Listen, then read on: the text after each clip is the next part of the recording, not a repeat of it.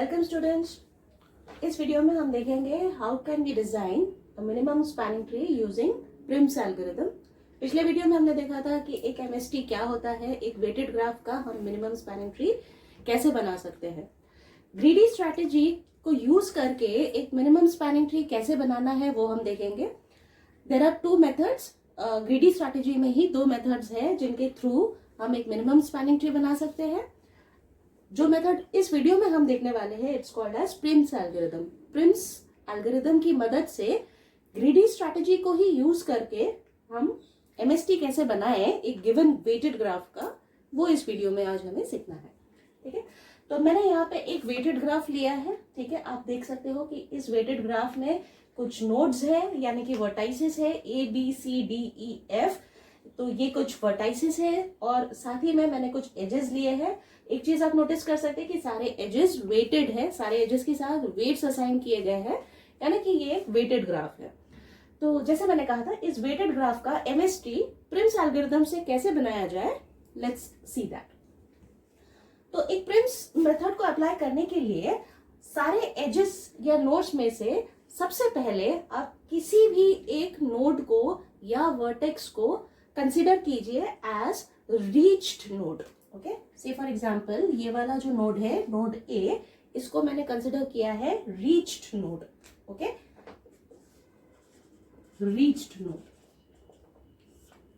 Okay, और बाकी सारे जो नोड्स हो जाएंगे वो वैसे ही अनरीच्ड हो जाएंगे। If I consider node A as reach node, then the remaining nodes will be automatically considered as unreached node. ठीक है, हो गया।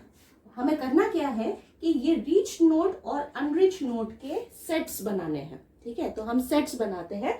तो रीच नोड के सेट में वो सारे नोड्स रहेंगे जो रीच हो चुके हैं, जिनको हमने रीच कर लिया है, जहां तक हम पहुंच गए हैं। और इनिशियली हम मानते हैं कि हम किसी भी एक नोड को सिलेक्ट कर लेते हैं और हम कंसिडर करते हैं कि ये हमारा रीच नोड है, ये हमारा पहला स्टेप है।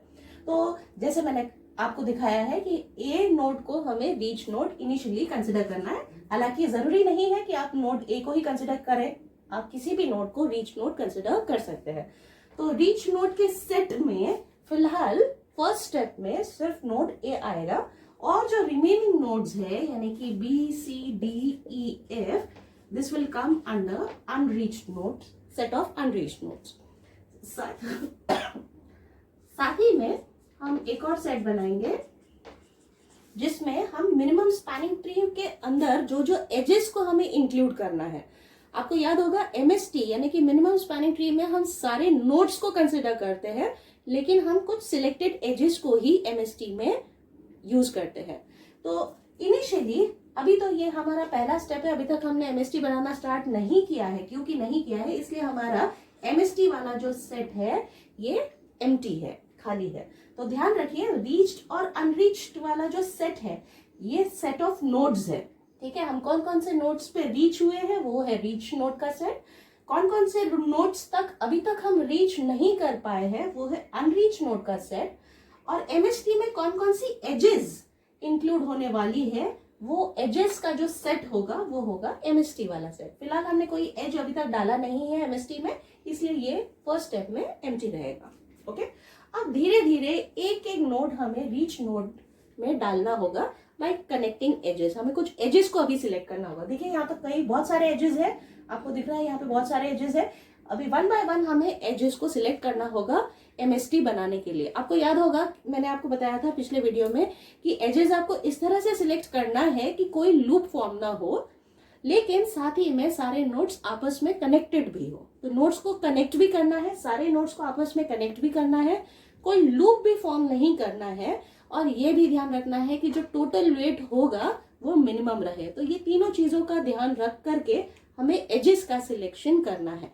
ठीक है, तो एक एक एज सिलेक्ट करेंगे और इस एमएसटी में हम उस एज को पुट करते जाएंगे। ओके, अब देखते हैं कि कौन सा एज सिलेक्ट किया जाए। जैसे मैंने कहा एज सिलेक्ट करते वक्त काफी हमें ध्यान रखना होगा, तीन चीजों का ध्यान रखना होगा। सबसे पहले कि हमारे सारे नोड्स कनेक्ट होने चाहिए, ग्राफ के सारे नोड्स आपस में कनेक्ट होने चाहिए। दूसरी बात, कोई लूप फॉर्म नहीं होना चाहिए। और तीसरी बात, हम कोशिश करेंगे कि मिनिमम वाला एज हम चूज करें, क्योंकि हमारा अल्टीमेटली जो एमएसटी होगा वो एक मिनिमम स्पैनिंग ट्री होना चाहिए। इसलिए हम छोटे एजेस या कम वेट वाले एजेस को सिलेक्ट करने की कोशिश करते हैं। तो क्या लॉजिक है, क्या किस तरह से एजेस का सिलेक्शन किया जाए, लेट्स सी दैट। ओके, तो अब ध्यान दीजिए कि हम कौन से एज को सिलेक्ट करेंगे। हम एक ऐसे एज को सिलेक्ट करेंगे जो रीच्ड नोड को अनरीच्ड नोड से कनेक्ट करेगा। आई रिपीट, हमें एक ऐसा एज सिलेक्ट करना है जो रीच नोड को अनरीच नोड के साथ सिलेक्ट करेगा। कोई भी रीच नोड को कोई भी अनरीच नोड के साथ कनेक्ट करने वाला एक एज हमें चूज करना है। तो देखते हैं, देखिए अभी तक रीच नोड में क्या आ रहा है, ए, ठीक है, और ये सारे जो नोड्स है, रिमेनिंग नोड्स जो है वो अनरीच नोड्स है। तो ग्राफ में देखते हैं कि ऐसा कौन सा एज है जो रीच नोड और अनरीच्ड नोड को कनेक्ट करता हो। ऐसे कितने एजेस हो सकते हैं? तो let's see from the graph. आप देख सकते हो कि ए टू सी ये रीच्ड और अनरीच्ड नोड को कनेक्ट कर रहा है, ठीक है। देखिए फिलहाल तो सिर्फ ए ही है हमारा रीच नोड और रिमेनिंग सारे नोड्स जो है वो अनरीच्ड है, ठीक है। तो एक रीच नोड और अनरीच्ड नोड को कनेक्ट करने के लिए this is one possibility that we have, okay. ये वाला पॉसिबिलिटी है A to C. A to D ये भी रीच्ड और अनरीच्ड को कनेक्ट करने वाला एज है। ए टू बी ये भी रीच्ड और अनरीच्ड को कनेक्ट करने वाला एज है। तो मेरे पास तीन पॉसिबिलिटीज है, ठीक है। रीच्ड को अनरीच्ड नोड से कनेक्ट करने वाले एजेस में से ऐसे मेरे पास तीन पॉसिबिलिटीज है फिलहाल। उसमें से मैं कौन सा एज सिलेक्ट करूंगी? मैं वो एज सिलेक्ट करूंगी जिसकी वेट सबसे कम है। तो 6, 5, 1 इसमें से सबसे मिनिमम वेट क्या है? 1 है। दैट मीन्स हम सबसे पहले कौन सा एज सिलेक्ट करेंगे? ये 1 वाला एज सिलेक्ट करेंगे और देखते हैं कि इससे हमारा ग्राफ अभी कैसे बनेगा। तो हमारा ग्राफ कुछ इस तरह से हो जाएगा।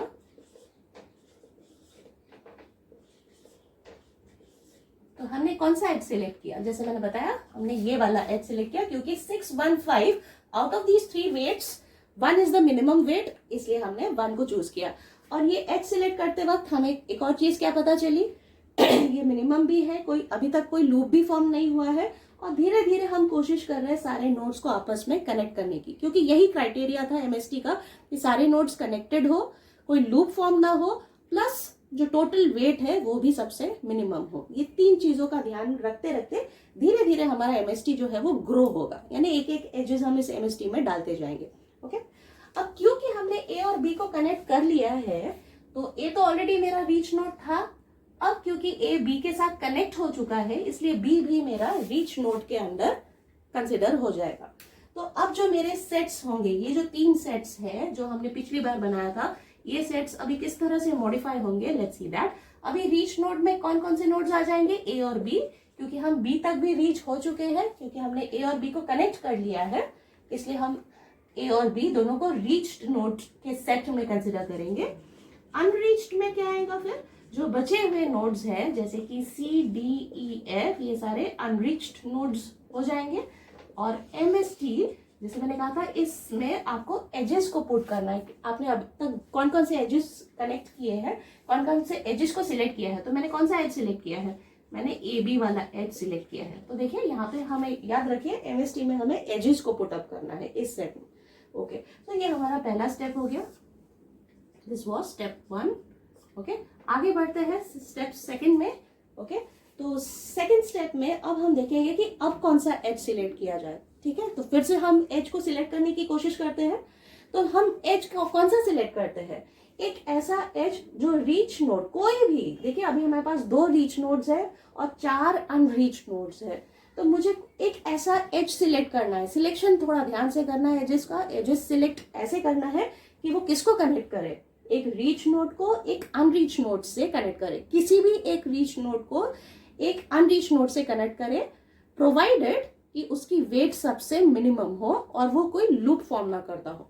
तो चलिए ढूंढते हैं कि एक रीच्ड और अनरीच्ड नोड को कनेक्ट करने वाले कौन से एजेस है। वापस आ जाते हैं यहाँ पे इस ग्राफ में, ठीक है। तो रीच, अभी देखिए इस ग्राफ में मैं इसको अगर अपडेट करूं तो फिर बी वाला नोड भी मेरा रीच्ड हो चुका है, ठीक है, ओके। तो रीच्ड और अनरीच्ड को कनेक्ट करने के लिए अब मेरे पास क्या क्या ऑप्शन है, कौन कौन से एजेस है? ए टू सी ये रीच्ड और अनरीच्ड को कनेक्ट कर रहा है, ठीक है। तो ये वाला एज है। ए टू डी, ठीक है, ये भी रीच्ड और अनरीच्ड को कनेक्ट कर रहा है। ए टू बी नहीं होगा क्योंकि ये तो दोनों रीच नोड हो गए। हमें रीच और अनरीच नोड को कनेक्ट करने वाला एज ढूंढना है। तो आगे और देखते हैं ऑप्शंस क्या क्या है। बी टू सी, देखिए ये रीच्ड और अनरीच नोड को कनेक्ट कर रहा है। बी टू डी, अगेन ये रीच्ड और अनरीच नोड को कनेक्ट कर रहा है। B to E, again reach to unreach को कनेक्ट कर रहा है। और बी टू एफ, ये भी एक रीच नोड को अनरीच नोड से कनेक्ट कर रहा है। तो इतने सारे ऑप्शंस हैं हमारे पास एजेस का, ठीक है। ये सारे जो 6 ऑप्शंस आपको दिख रहे हैं, ये सारे के सारे एजेस ऐसे हैं जो एक रीच नोड को अनरीच नोड से कनेक्ट कर रहे हैं। लेकिन मुझे इनमें से सिलेक्ट किसे करना है? मुझे उनमें से सिलेक्ट उसको करना है जिसका वेट सबसे कम हो और जिससे कोई लूप फॉर्म ना होता हो। तो कौन सा हो सकता है? देखिए एजेस की वेट्स कैसी है, 6, 5, 5, 5, 6, 4। तो मिनिमम वेट किसका है? ये 4 वाला वेट जो है वो सबसे मिनिमम है। तो दैट मीन्स हमें ये वाला एज अभी नेक्स्ट कंसिडर करना है। और अगर हम ये वाला एज अभी कंसिडर करते हैं तो अभी हमारा ग्राफ कैसे बनेगा, लेट्स सी दैट।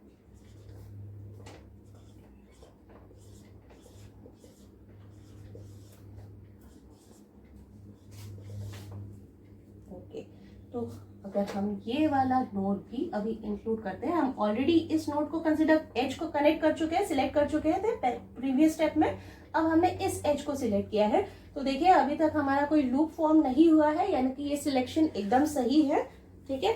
तो अभी ये एज क्योंकि हमने सिलेक्ट कर लिया है, तो ऑलरेडी ए और बी तो रीच नोड में थे ही। अब हम एफ तक भी रीच हो चुके हैं, तो एफ भी हमारे रीच नोड के सेट में आ जाएगा। ओके, तो एक बार हम फिर से रीच्ड, अनरीच्ड और एमएसटी वाला सेट बना लेते हैं। तो अभी रीच नोड में क्या आ जाएगा, ए बी एफ, ये तीनों नोड्स हमारे रीच सेट में आ जाएंगे। अनरीच्ड में जो रिमेनिंग नोड्स है सी डी ई, ये मेरे अनरीच नोड्स हो जाएंगे। और एमएसटी, एमएसटी में हम क्या डालते हैं, हम एजेस डालते हैं। तो हमने कौन कौन से एजेस डाले हैं, ए टू बी वाला एज, दूसरा बी टू एफ वाला एज। तो ये 2 एजेस। तो देखिए पहले हमारा एमएसटी खाली था, फिर उसमें एक एज ऐड हुआ, फिर एक और एज ऐड हुआ सेकेंड स्टेप में। इस तरह से धीरे धीरे 1 बाय 1 हम एजेस को ऐड करने वाले हैं। तो आ जाते हैं स्टेप 3 में और देखते हैं कि अब हम कौन सा एज सिलेक्ट करें। हम पहले सारे नोड्स को बना लेते हैं।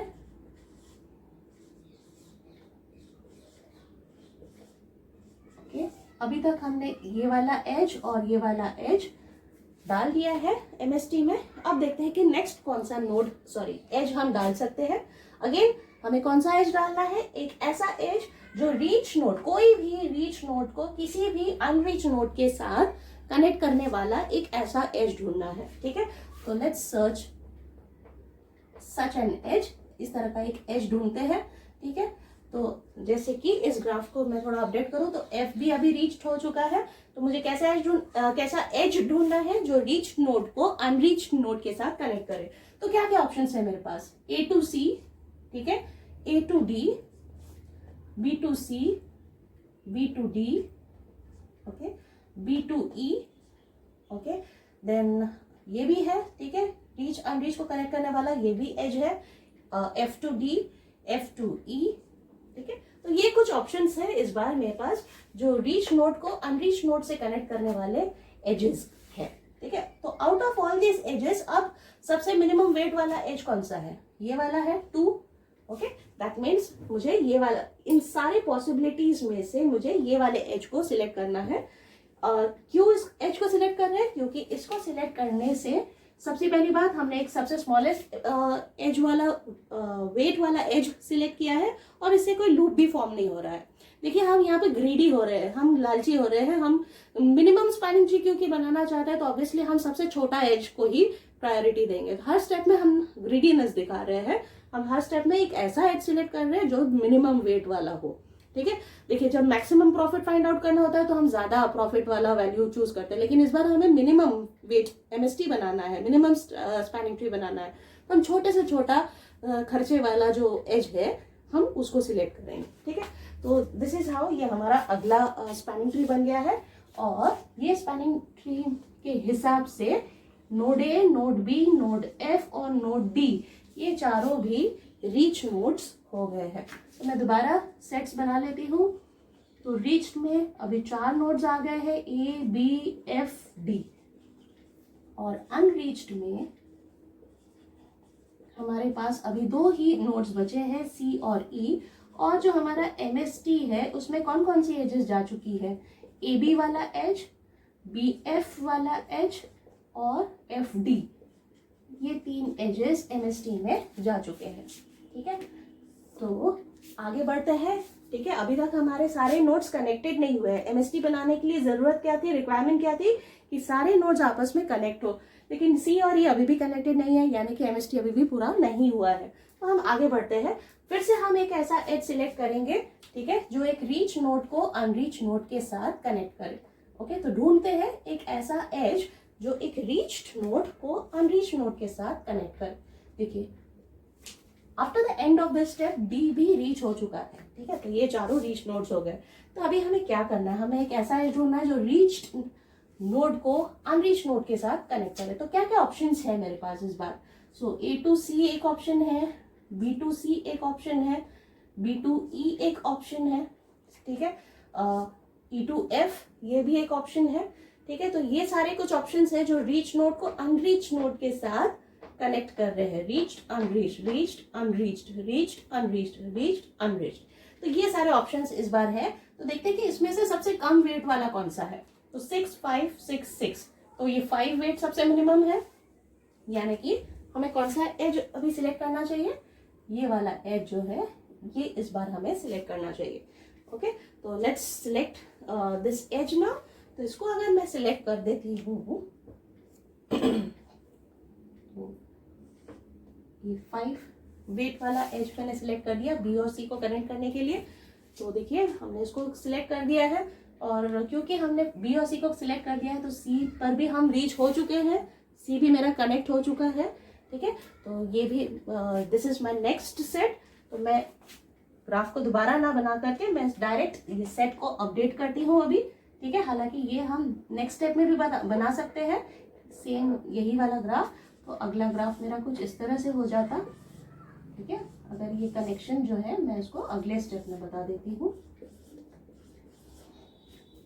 ओके, हमने 1 4 2 और ये 5 इन सबको कनेक्ट किया है, और ये सारे नोड्स मेरे कनेक्ट हो गए हैं, रीच्ड हो चुके हैं, इसलिए इसको मैं रेड से मार्क कर देती हूँ। अब सिर्फ ई वाला सेट रह गया है।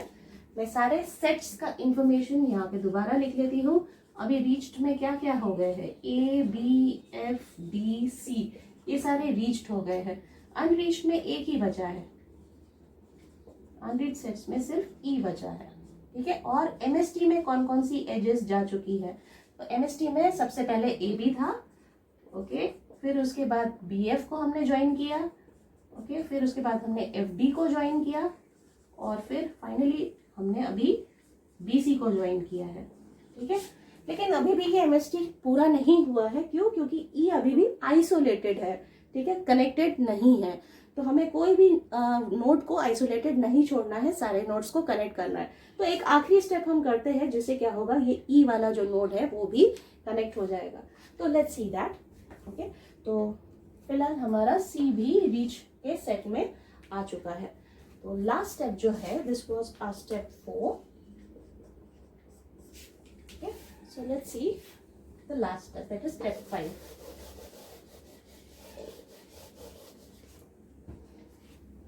So in step 5, I'll draw the graph once again.